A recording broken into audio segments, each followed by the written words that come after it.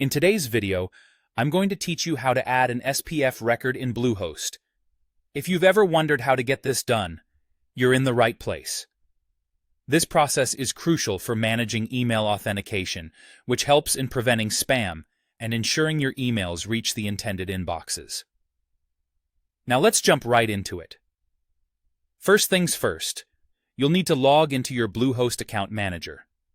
Once you're logged in, the next steps depend on how your interface is set up. For those of you using the Domains tab interface, look for the Domains section. From there, scroll down to find Advanced Tools. You'll want to click on Manage, which you'll find right next to Advanced DNS Records. This is your gateway to tweaking the DNS settings necessary for adding the SPF record. Alternatively, if you're working through the cPanel interface, head over to the Hosting section. From there, click on cPanel.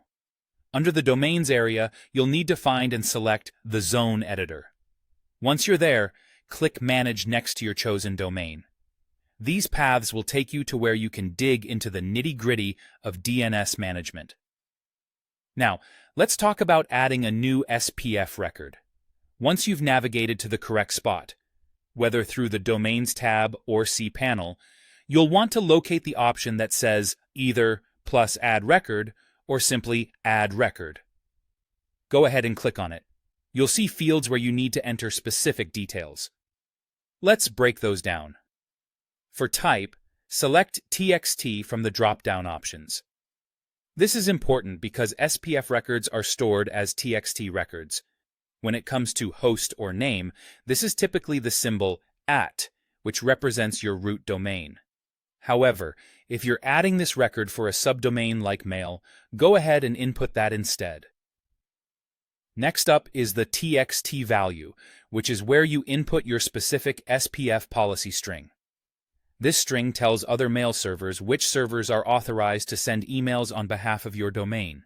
You'll likely get this string from your email service provider or IT admin. Finally, there's TTL, which stands for time to live.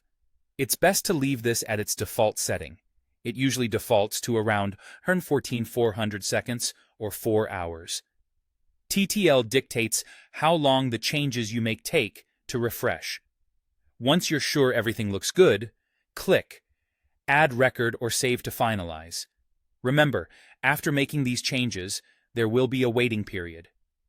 DNS propagation isn't instantaneous and can take anywhere from 24 to 48 hours to fully update across the web. While you're waiting, you can use online SPF checker tools to verify if the changes have taken effect. These tools will help confirm whether your SPF record has been successfully updated.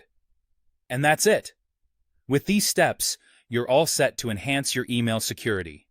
Thanks for joining in today, and don't forget to check out our other tutorials for more tech tips and tricks.